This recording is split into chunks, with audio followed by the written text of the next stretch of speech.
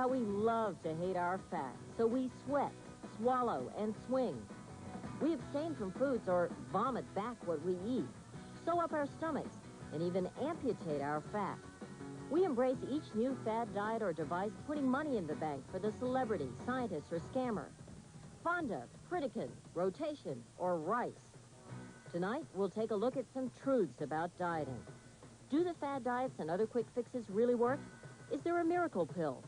What do we know about our ability to keep and lose fat? We'll discover why we're fat and why we will continue in future generations to live life in the fat lane.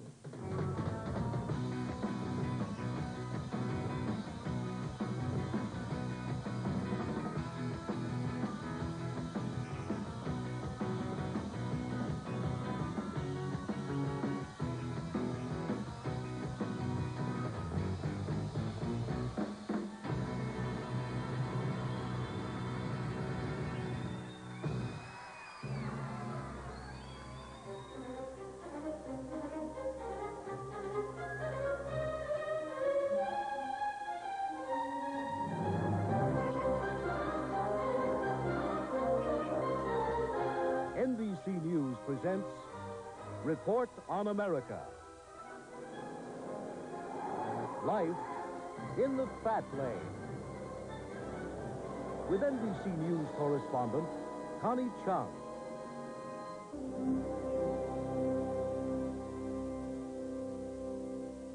Chung, tonight we're going to take a look at an American obsession. We have so many of them, like sports, sex, and money. But this one has a curious characteristic. It's both serious and deadly, and ludicrous and funny at the same time. It's our obsession with fat. By being very, very thin, that is one way in a society that seems to cherish thinness, we can show that we have power.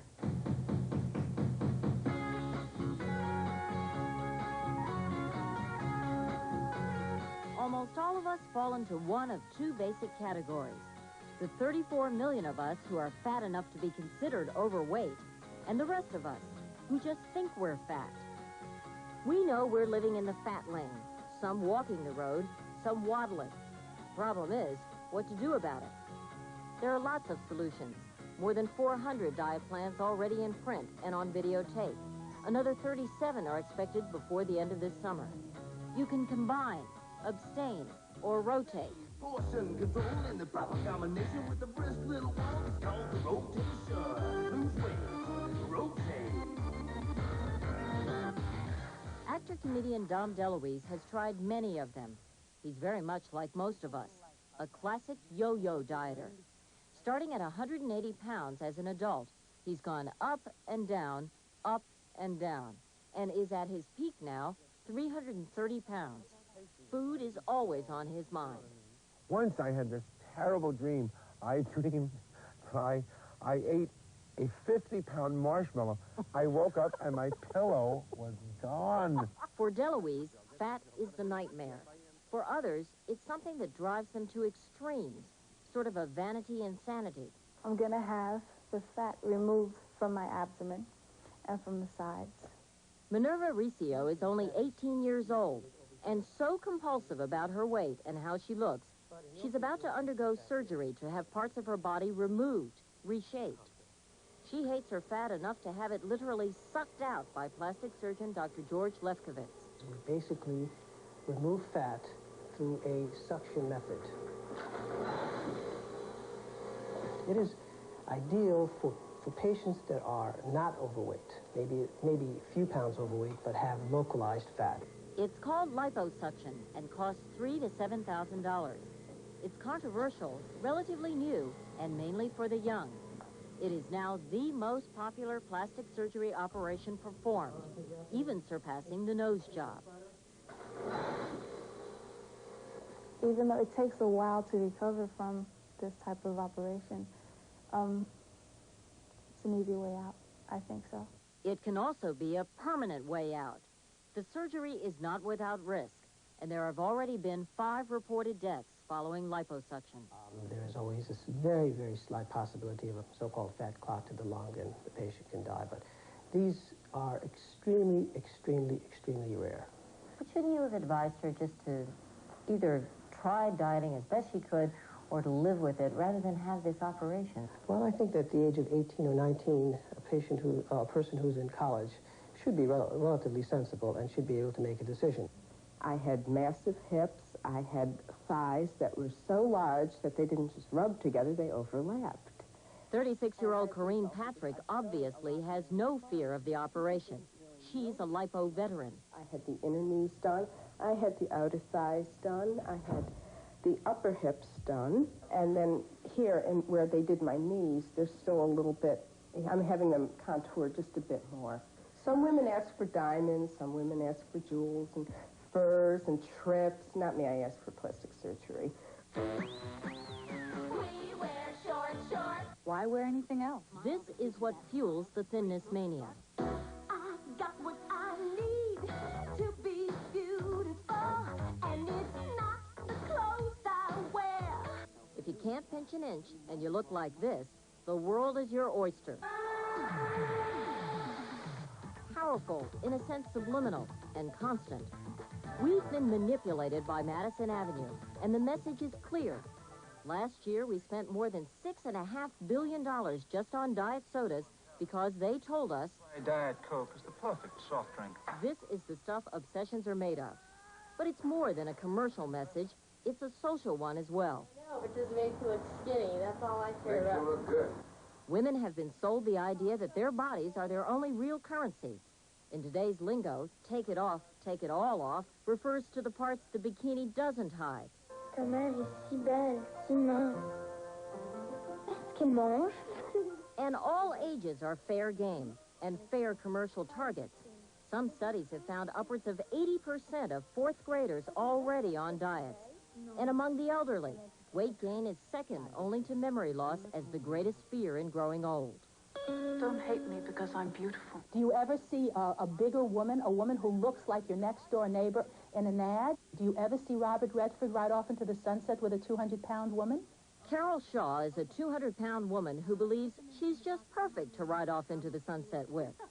She created the magazine Big Beautiful Woman to counter the blitz that created the thin is in look.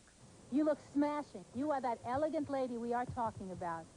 She refuses to employ skinny models. She calls them hangers because there are no body shapes to disturb the lines of the clothes the designers had intended. Every time you turn around, they're showing you this size 9 22-year-old girl or 18-year-old girl, and they're telling you that if you want to be like this girl, you must look like her. Before, I couldn't say, all right, I'm going to sit down and eat 3 normal meals a day. It just didn't work. Carl Addison was a 300-pounder. Today, he's 160 pounds lighter because of a unique bubble. How does the bubble feel to you? At first, I felt like a fullness there. I could control what I put in my stomach or my mouth. A husband and wife team of doctors, Lloyd and Mary Guerin, developed the plastic balloon that's been inflated in about 17,000 American stomachs to control weight. Once this is in the stomach, through the mouth, it's inflated and it pops out a lateral seam.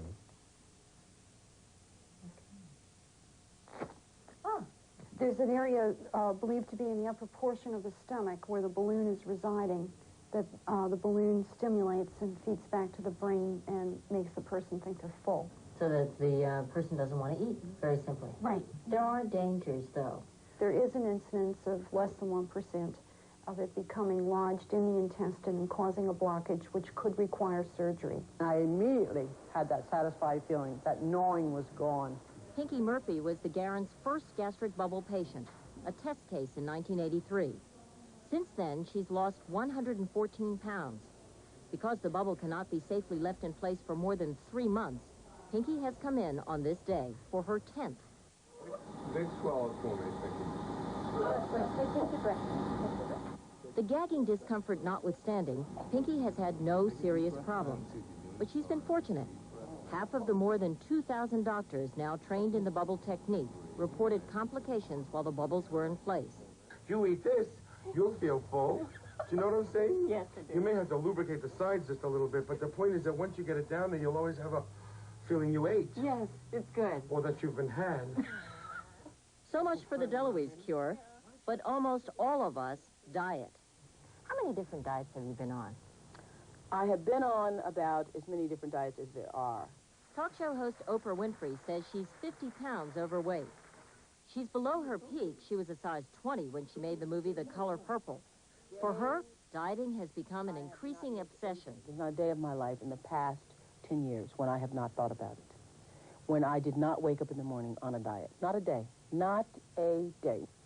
I've done Weight Watchers. I've done Weight Watchers Take It Off Quick. I've done the Quick Loss Program. I've done, of course, Scarsdale and Gain Weight.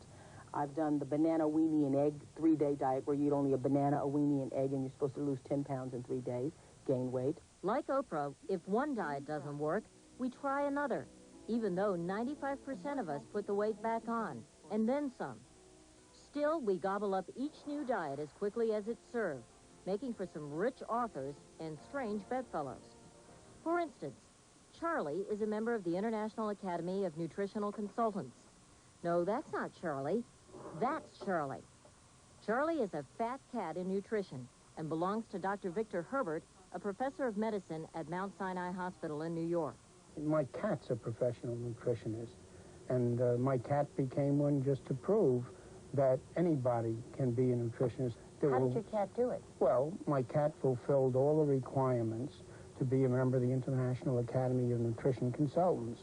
My cat has a name, my cat has an address, and a check for $50 accompanied my cat's application to be a professional nutrition consultant. Harvey and Marilyn Diamond are also fat cats in nutrition. They've earned millions of dollars as authors of the biggest-selling health book in U.S. history, Fit for Life. And here's the health plan 3 million of us bought, the Diamond Fit for Life theory. Simply eat what you want, but only in certain combinations, and your weight will come off naturally. You are not nutritionists. No. We are nutritional scientists. We You have have- degrees in nutritional science. The degrees are essentially from diploma mills, though. No, they're That is not true. That's an excellent school that we have our degrees from. It's a correspondence Yeah, school. it's a well, listen. It's an excellent curriculum. It is a correspondence school.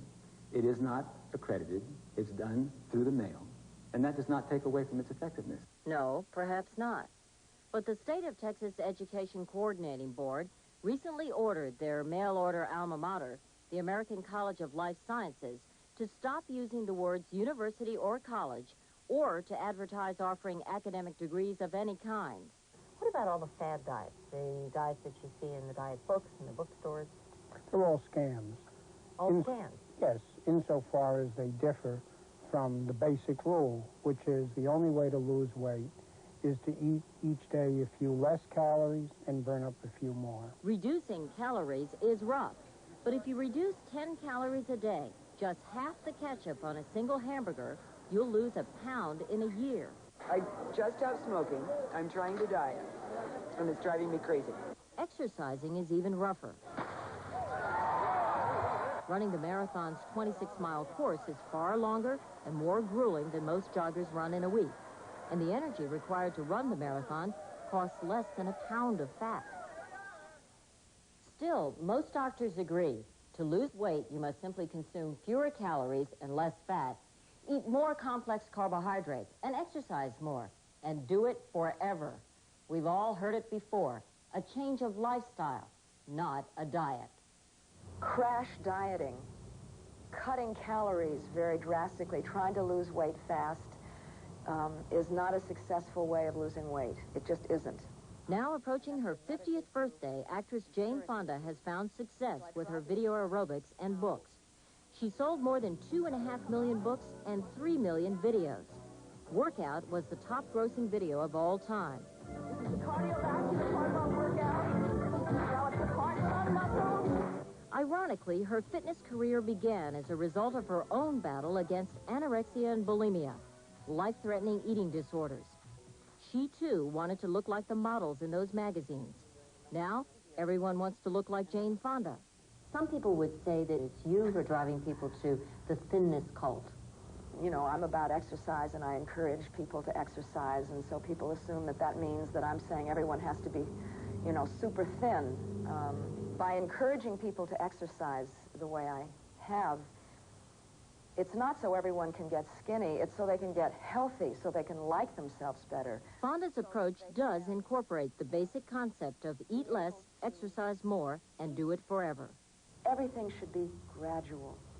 You have to gradually cut back on the number of calories you take in. Start walking. Just walking. A half hour. 4 days a week. That's a great way to begin. In fact, walking is a great way to lose weight. Like I go in this dress shop, you know, and I ask this bride, you got anything to make me look thinner? And she says, yeah, how's about a month in Bangladesh? Comedian Roseanne Barr has been dieting since she was 8 without success. She's turned her looks into a fat housewife comedy act. What I got is a food disorder. I got the opposite of anorexia. I got dyslexia, anorexia. I never think I'm fat enough. But even though she uses her fat for success, she remains a compulsive dieter. I've tried every single one of them, from like the medically supervised scams to the birdseed diets. I wish they'd come up with some pill that you'd take and lose it. They have, Roseanne, or some would have us think they have. It's called isomeride. It's a French diet pill sold there by prescription, but it's only at the testing stage here in the U.S. This pill works on the chemical in the brain that's affected when you eat carbohydrate. It makes this chemical, serotonin, more active and fools the brain into thinking that you've eaten carbohydrate already. MIT research scientist Judith Wertman believes that some people are overweight simply because of carbohydrate cravings between meals. So instead of reaching for that jelly donut or that second bowl of pasta, you just find that you're satisfied with smaller quantities of carbohydrate. But the fat factor is different in each person. There's no common cause for overweight, and so no common cure. Well, it won't work for everybody. It won't work for people who are overeating fat. If you have a craving for butter or whipped cream or peanut butter, it's not going to take away that craving.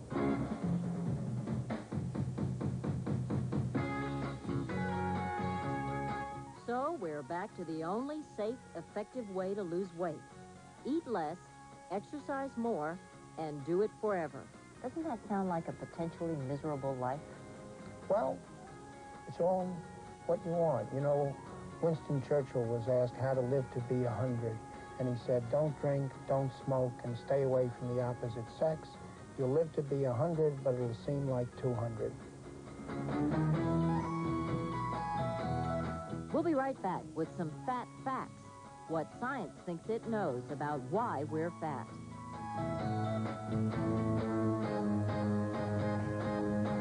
Science now thinks it knows some of the answers. What we are and what we become may be beyond our control. And for some, like Dom DeLuise, his 330 pounds can sometimes control him. Is this a terrible dream? A spiral staircase. I was the first one in line, and we going up, and they were saying, hurry up. They were after us, and everybody, all my friends were in back of me. When we got there, the opening was so small I couldn't get out. And they were saying, come on, get out, get out. I said, I can't fit.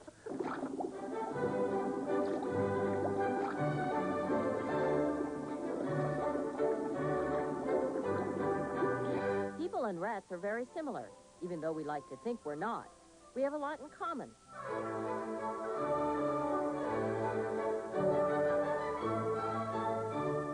The secrets of why we are fat are held by human guinea pigs and rats.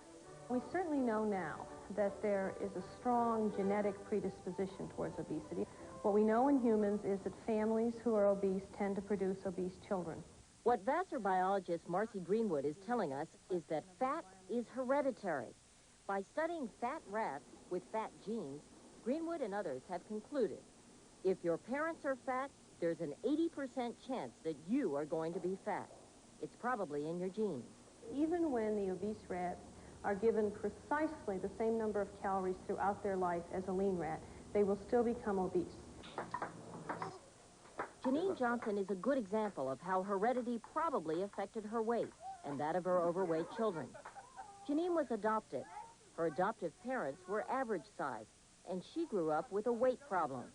She realized why she was fat when she finally met her biological mother. You know, I thought for sure that she'd judge me, you know, for being fat, that, you know, she wouldn't want to have anything to do with me because of this, you know, because that's what, you know, my experiences have been. And he said, well, but I didn't have anything to worry about. she had a weight problem too. Like Janine Johnson, 540 adopted adults were studied by Dr. Albert Stunkert of the University of Pennsylvania. He found no relationship between the weights of the adoptees and their adoptive parents. Another curious finding that we made, which is hard to explain, is that the influence of the biologic mothers was considerably stronger than that of the biologic fathers. I come from a long line of very large Russian ladies who were all enormous. My grandmother, my great-grandmother, absolutely. Very big, very healthy, lived very old into their 80s and 90s. So maybe that's what I was meant to be. Good evening and welcome to Large is Life. I'm Nancy Roberts, and we have a very... Nancy Roberts is a broadcaster and author who has made a career of her weight. Both she and her brother, actor Tony Roberts, were fat as children. She began dieting at age 8. The first diet started this terrible pattern, a psychological and a physical pattern, of losing weight, gaining weight. Genetically, Nancy Roberts was trapped, made worse by 30 years of yo-yo dieting. Studies show that yo-yo dieting, repeated weight loss and gain, will make you regain weight faster each time you go off a diet and make it harder to lose again on the next diet. One of the things we found was that when you food restrict these genetically obese rats, they have a metabolic overreaction, so that when you refeed them, they overshoot and they become even more obese than if you had never dieted them at all. I have gained a total of 70 pounds since the first day I went on the diet. So that means all those diets that you went on caused you to gain more weight rather than lose. Absolutely. It's one of the great ironies of our time that women for whom weight is not only natural but probably desirable from a biological point of view are the ones who struggle to lose it, whereas men get off scot-free. Dr. William Bennett of Harvard Medical School. Men are probably at more risk than women. The warning signs are easy to read. Men generally are apple-shaped, carrying excess weight as a spare tire around the abdomen. Women are pear-shaped, carrying their weight in the less than flattering fattened thighs and hips. It's the spare tire, however, that is most dangerous and could lead to diabetes, heart disease, or hypertension. What shape we are depends on where our excess fat cells decide to collect. We're all born with a certain number of fat cells. As we grow, we accumulate more. When we gain or lose weight, our fat cells simply swell or shrink, like a sponge. Someone just handed me this tissue, which was taken out of the abdomen of one of the patients here in our hospital. These are actually fat cells. These are fat cells. Obesity specialist Dr. Jules Hirsch of Rockefeller University in New York says people who are overweight either have enlarged fat cells or more fat cells than thin people. We've learned, first of all, that individuals who once are markedly fat have more of these cells, and that increased number doesn't go away. So, in a sense, a person who's been very overweight and has lost weight has forever a mark of obesity with them.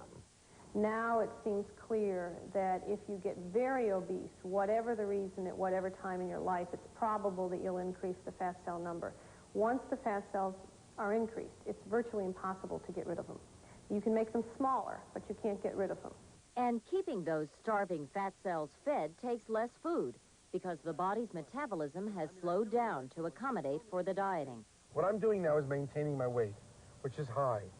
But I eat like a regular person. I mean, I don't eat, I don't think I eat as much as you would imagine that I eat, We know that obese people don't necessarily eat more than average people. We also know that why we eat is as important as what we eat. Take, for example, Dodger manager Tommy Lasorda. I always like to go back to my original weight, which is 7 pounds, 3 ounces. We think of our sports heroes as lean and mean. While he played ball, Lasorda was lean. But middle age and management changed that. He won't say how big he is now, but emotional ups and downs are causes to indulge. When the Dodgers win, he's so happy he eats. When they lose, he's so depressed, you got it, the man has no willpower. And I'd been a cigarette smoker. And every time I wanted a cigarette, I'd pull that pack out and I'd say, who's stronger, me or you? And the answer was always me. And I put the cigarettes back. That's 20-some years I've never smoked another cigarette. And then I drank a glass of vodka once in a while. So I looked at the vodka. I said, who's stronger, me or you? And I pushed it away. That's 6 years, and I have never tasted vodka again. But every time I want to go on a diet, I look at that linguine, and I said, who's stronger, me or you? And that little clam goes, I am, and I have to eat the linguine. I cannot beat the linguine habit.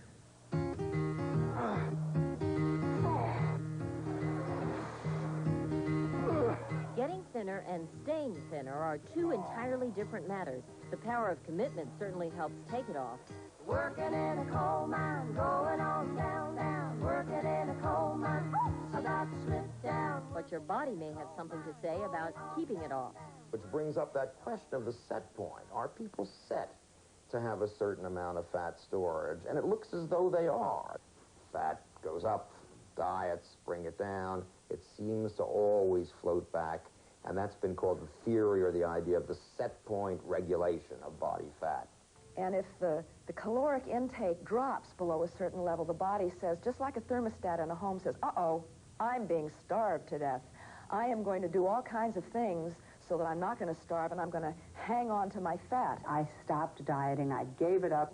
I realized that I was doomed, in a sense, to put the weight back on again, because the more you diet, the fatter you get. Nancy Roberts always wanted to be thin, but her body defeated her. Doctors would probably agree the deck was stacked against her, but no one is doomed.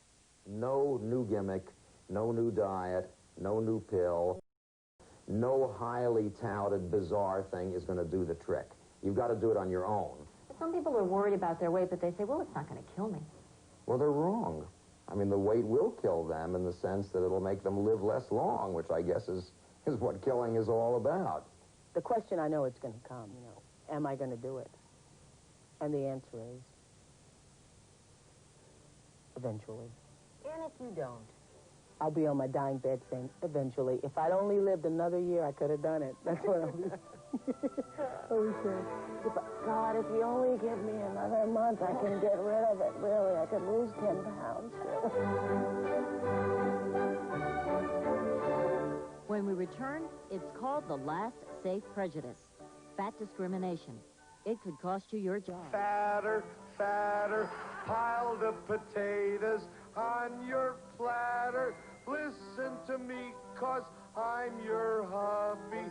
I just adore you, plump and chubby. I got a letter from the state, dear. You're gonna need a license plate, dear. My little elephant joke come true. Chew, Mrs. Goldfarb, chew.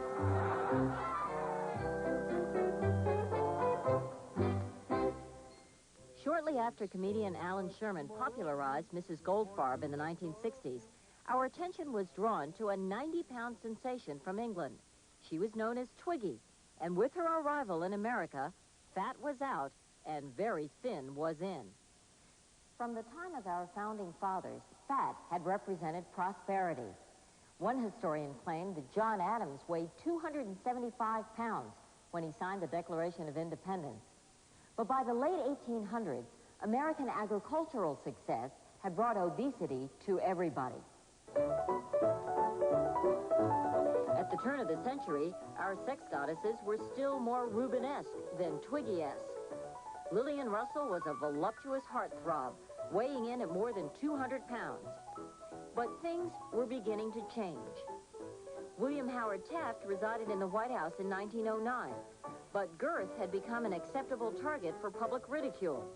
Taft was said to have tilted Cuba when he stepped on it. By the time he stepped out of the White House in 1913, he weighed 355 pounds. The liberated 20s, rising hemlines, exposed ankles and legs, brought the first indication that what didn't show was too large in proportion to what did, and dieting became a fashion imperative. The big splash is on. Ponderous pieces line up for the heavyweight diving championship. Grace and beauty by the ton. What a hole in the water this one's going to make. During the Second World War, full-bodied made a comeback.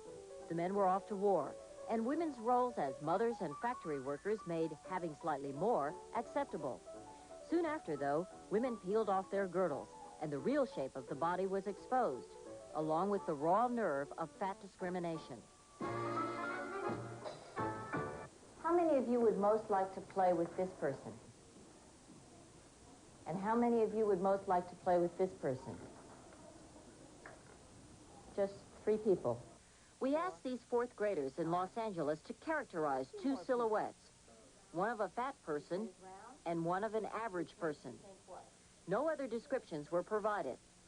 The children were left to their imaginations and their prejudices. Okay, how would you describe this person? Go ahead.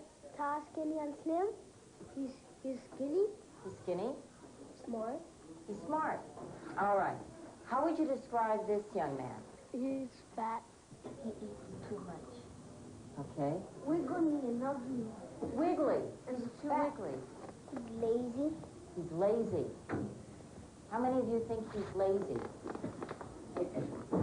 I don't believe that God made everyone to look the same. There are some of us who are gorgeous, and there are some of you who are not. So.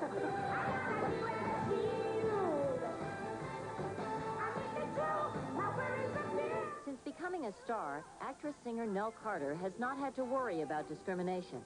She's on top now. Her Las Vegas shows are packed. But she doesn't know what jobs she may have lost on the way to the top, because fat discrimination is a prejudice you can't quite put your finger on.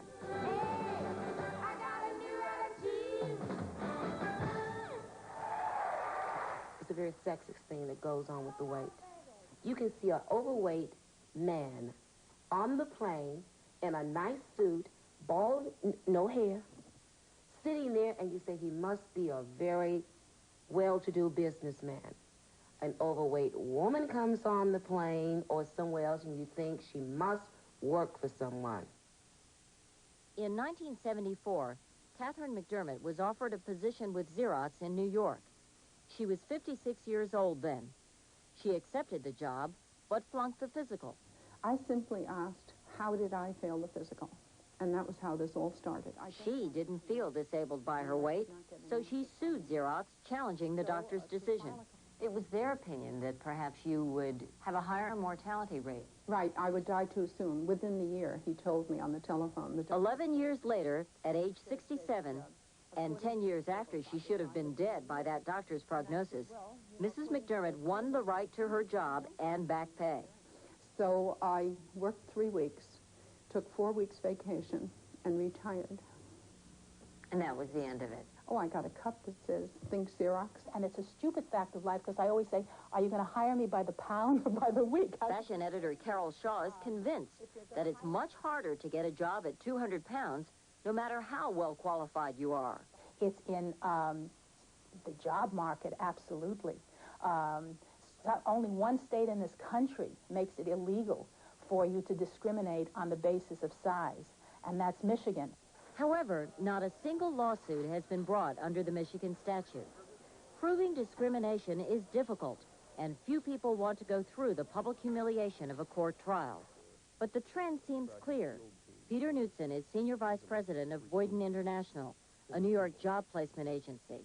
But I think in general, in this country, if you are overweight, the odds are more than likely you're not going to get a job that has public contact. A study of University of Pittsburgh graduates found discrimination, not only in getting the job, but on the job. The report on business executives found a taller, trim man earned, on average, $8,200 a year more than a shorter, fatter man.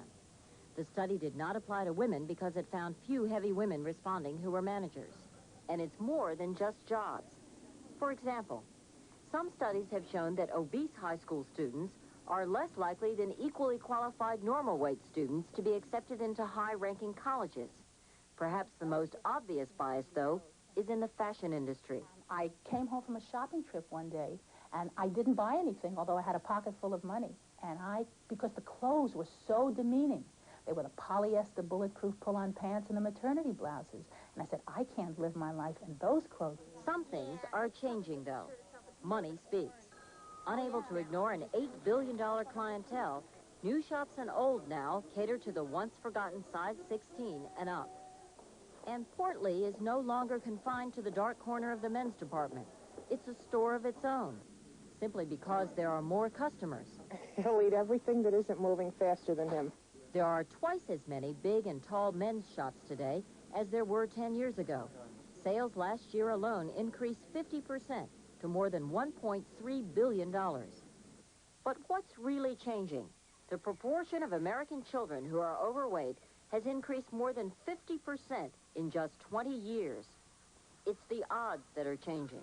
You just should be happy. Just be happy. Listen, as soon as the world wakes up and finds out that I am the sex symbol, everybody will be fat.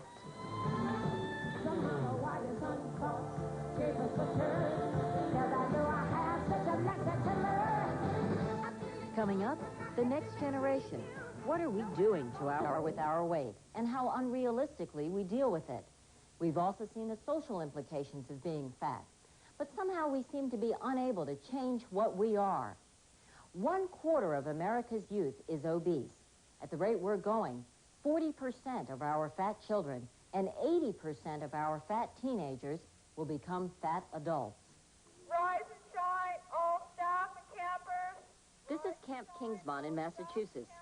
It's one of many such Camp Fat Begons where parents can send their fat children, along with a fat check, and hope that celery and exercise will result in a svelte child come August. They are genuinely concerned because they see fat affecting their children's futures. Well, I know I'll never be Christy Brinkley, but I can still dream of it.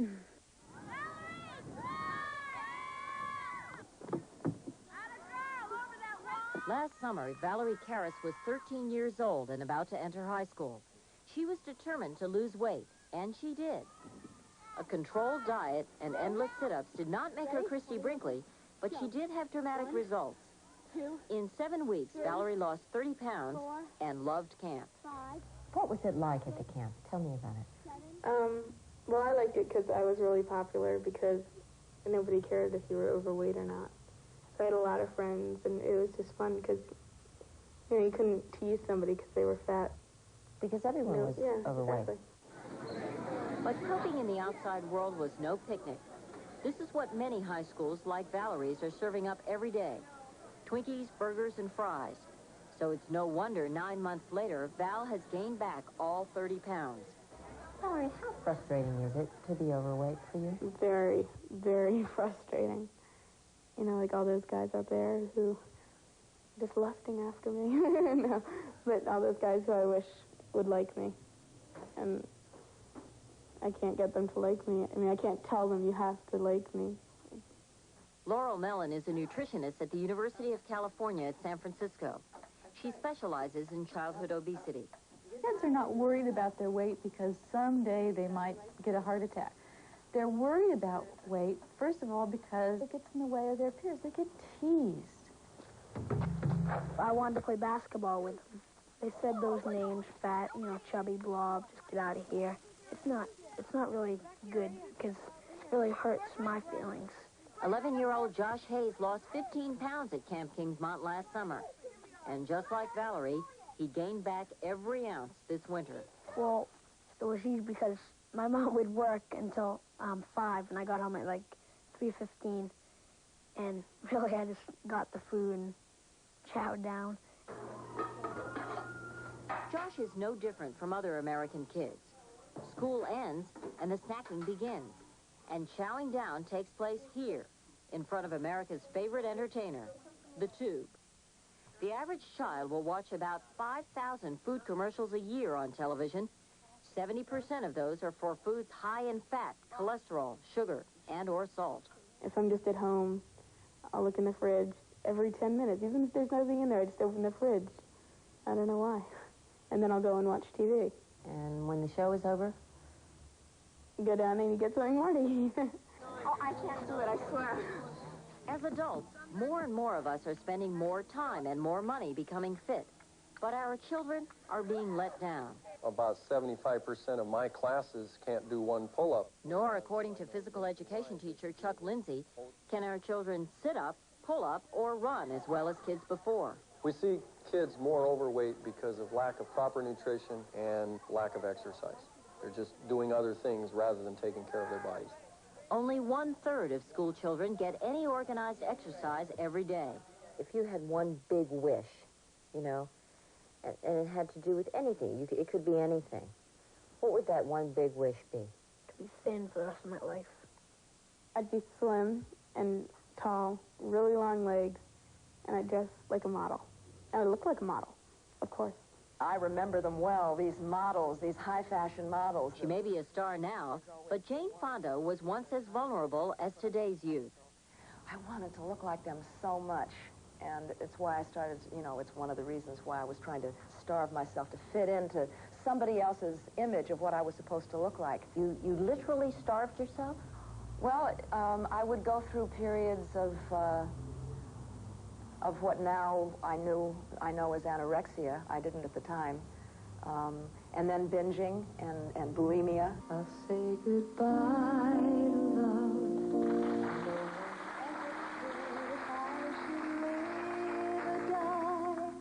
Singer Karen Carpenter was not as lucky as Jane Fonda. She did not survive her bout with anorexia and bulimia. In 1983, the shock of her death made us all aware of this disease and psychological disorder you catch from a diet. Some surveys show that as many as 20% of women under the age of 40 have had bulimic symptoms at some point in their life. Dr. Murray Zucker is a Los Angeles psychiatrist specializing in eating disorders. 20%. 20%, and that's about, what, 7 or 8 million women in the country have binged and then gotten frightened and used self-induced vomiting or laxatives or whatever as a form of weight control. I decided somebody had to know that I was a very, very unhappy person. I started at about 115, which for my size was heavy, and made it down to about 80 pounds, and I still never even realized that I was sick.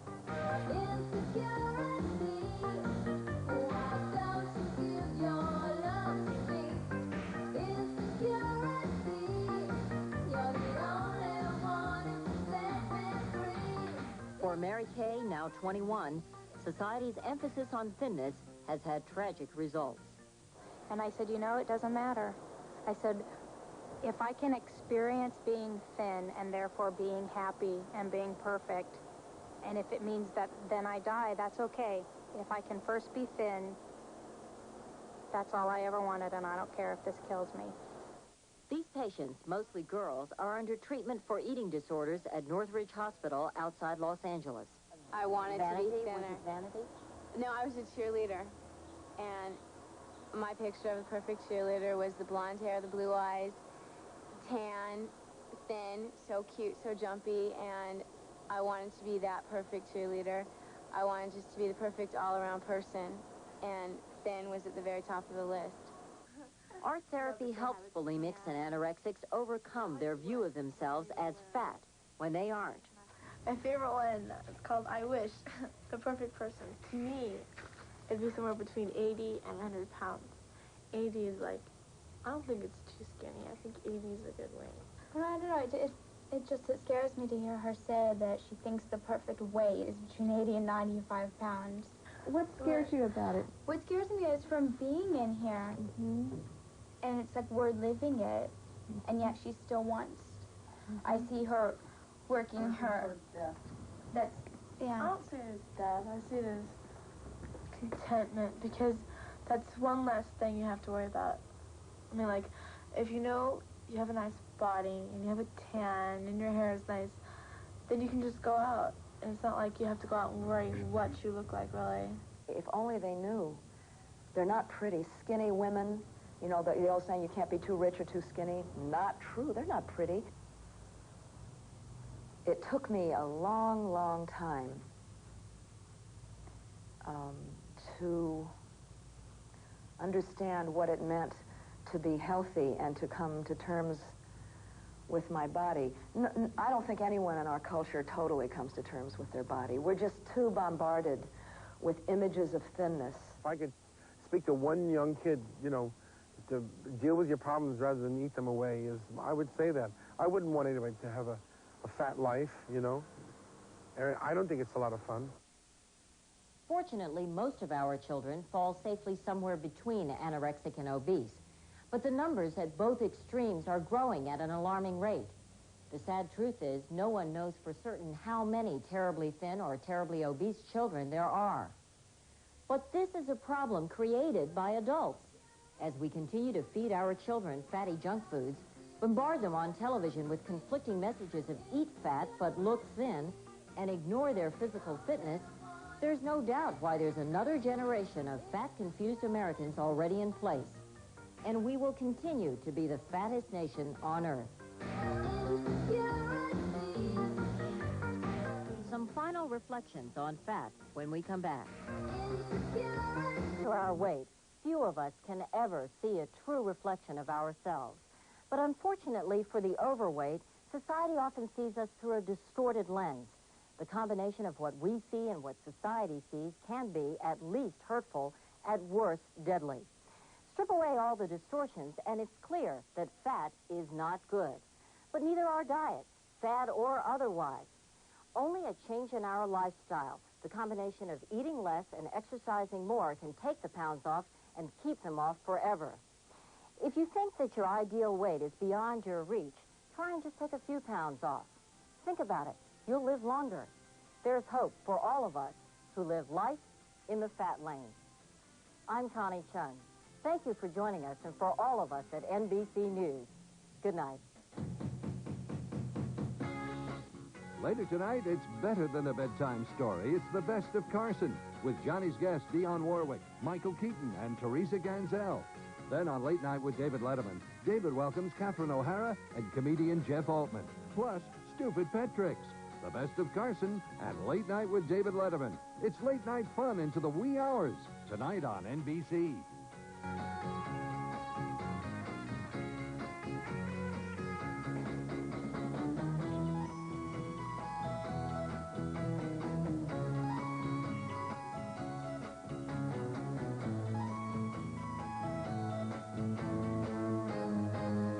Show ain't over till the fat lady sings.